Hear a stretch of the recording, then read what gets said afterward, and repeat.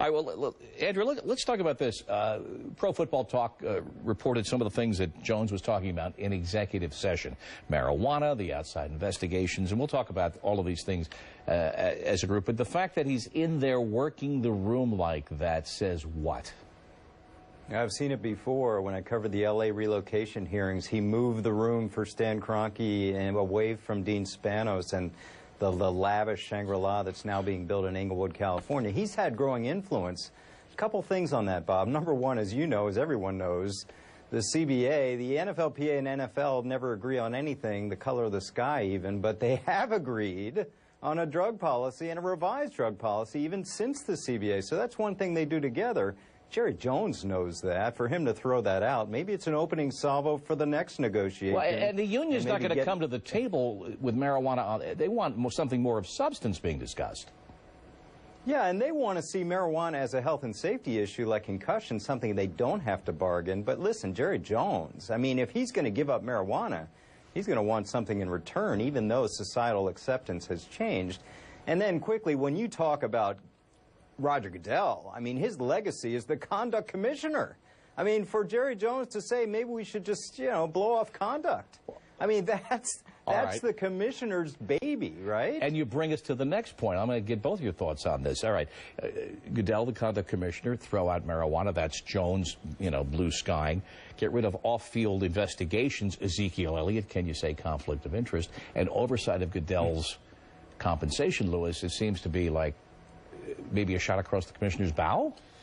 Yeah, I guess it could be to some degree. I mean, I think what Jerry's doing, I think Jerry sees kind of the way, you know, the game is trending as far as players are concerned right now. I mean, there's a lot of, look, he's had some bad luck as far as players are concerned. Or he's made bad choices. Or, you know, yeah, exactly. One or the other. I mean, I'm sure he has their best interest in mind, and he is hoping that some of these players could turn their life around and become players who really toe the line a little bit more. But like a guy like Randy Gregory, I mean, that's a tough situation. DeMarcus Lawrence, he's had some guys who really have had issues with something that, as you pointed to earlier, you know, society has kind of accepted a little bit more, and he's kind of, I'm sure he's looking at this with a little bit of his own self-interest in mind, obviously.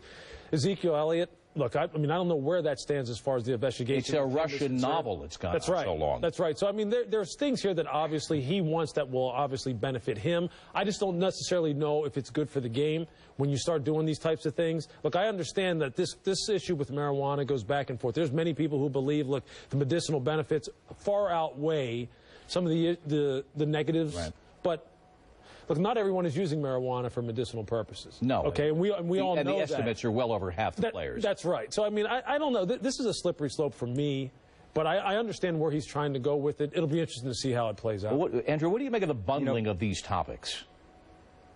Yeah, they seem to be all relevant in terms of power structure. Again, we've got this unique situation in sports. We have a commissioner who's the face of the league, but he works for the owners.